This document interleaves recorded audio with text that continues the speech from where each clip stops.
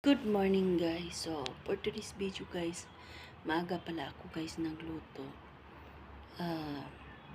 5:30 guys nagluluto na ako kasi kahapon sobra nag-alala talaga ako sa boss ko kasi medyo nanghihina siya dahil tumaas yung sugar niya, no?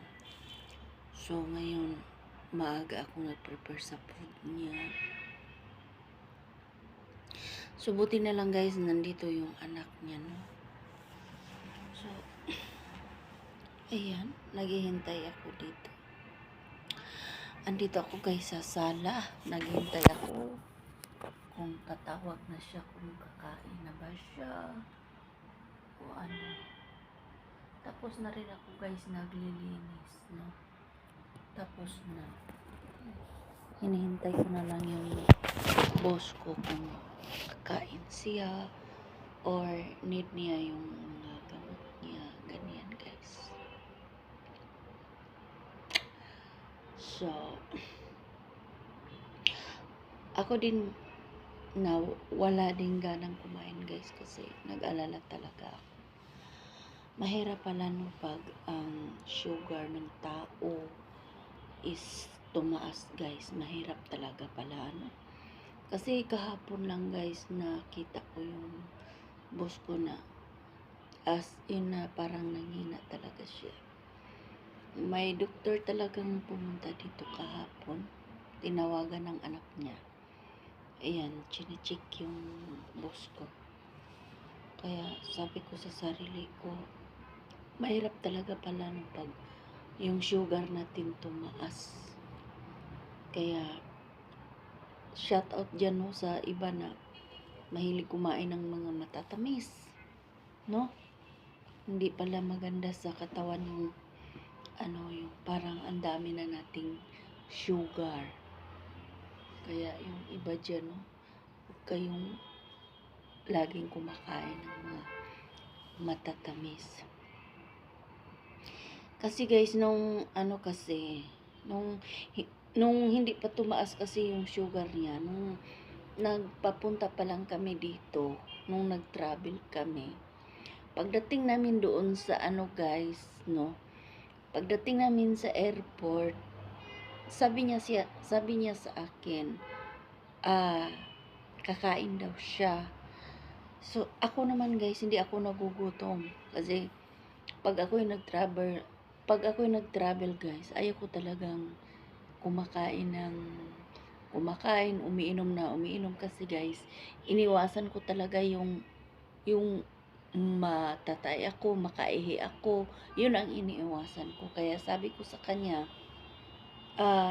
hindi lang ako kakain at saka busog pa naman ako, sabi ko. So, sinamahan ko siya doon, nag-order siya doon sa airport. Kasi, dyan sa airport guys, sa Saudi, syempre, pag nagugutom ka, andyan lahat yung mga pagkain kung gusto mong mag-order ka, kung ano-ano lang.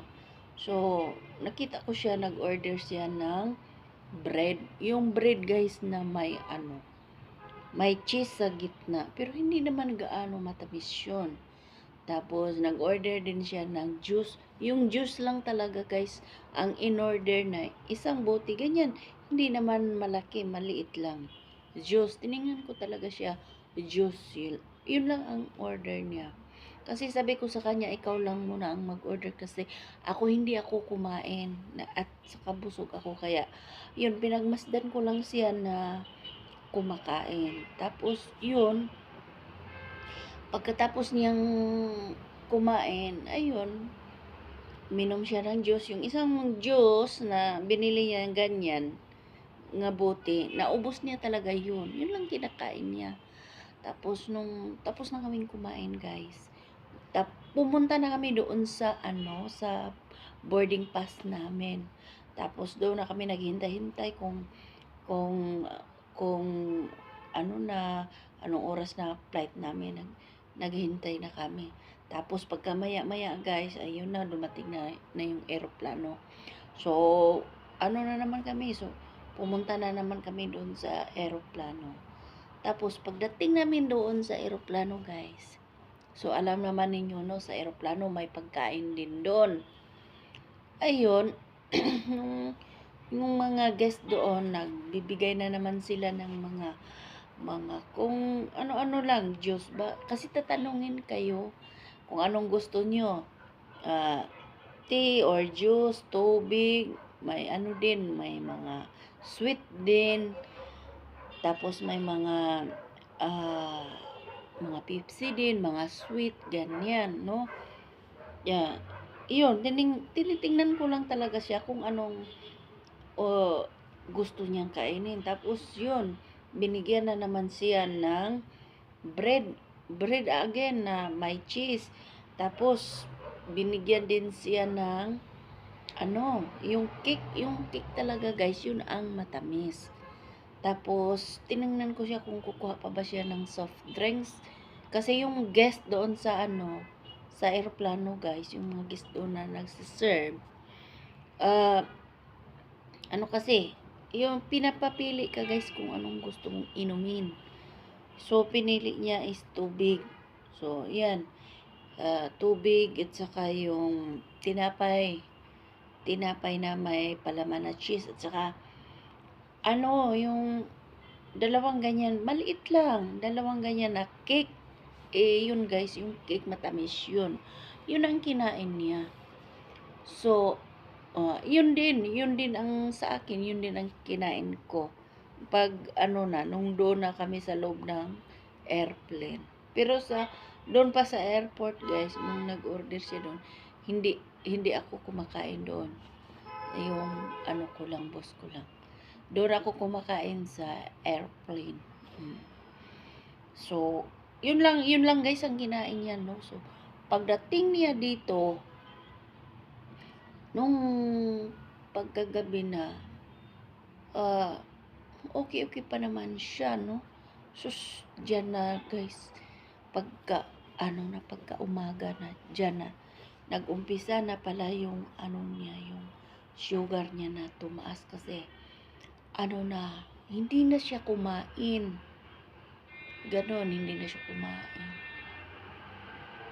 Hanggat sa gabi na, hindi na siya kumain. Kaya, ako, kinabahan ako. Buti na lang, andito yung anak niya, guys. Yun. Tumawag ng doktor yung anak niya. Pina-check up yung boss ko. Kaya sabi ko sa anak niya, Madam, anong result? Anong sabi sa doktor? Kaya sabi sa anak niya, tumaas daw ang sugar.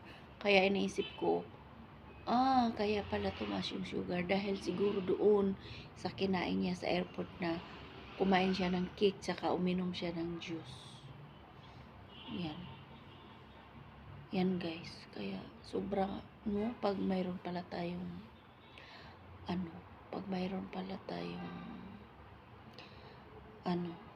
sakit na ganun, sugar, kailangan talaga tayo guys na mag-ingat. Pero pag travel kasi guys, lalo na pag wala tayong ibang makita, yun lang, talagang mapipilitan tayo na yun na lang ang kakainin. Kasi guys, katulad nung doon na sa airplane, doon sa airplane, walang ibang choice kasi ang sweet doon is cake na yun. Ang mga inumin doon na sweet din, mga juice, mga soft drinks din, mga matatamis yun guys. Kaya yun, pag nag-travel talaga, wala tayong choice, no? Hindi tayo makapili-pili. Kahit bawal, mapauuna lang, no? Kasi walang iba. Pero alhamdulillah, okay naman ngayon. Kasi kagabi, kumain naman konti. Ayun, kumain naman yung boss ko konti. At saka kagabi guys, na siya ng gamot. Kasi may doktor kasi kagabi dito. Yun, alhamdulillah. Kaya ngayon guys, naghintay ako kung kakain na ba siya. Pero, yun. Mahirap talaga pag may sugar talaga. So yan lang guys ang aking i-share sa inyo sa umaga na to, no? So yan lang guys. Thank you for watching. Bye bye.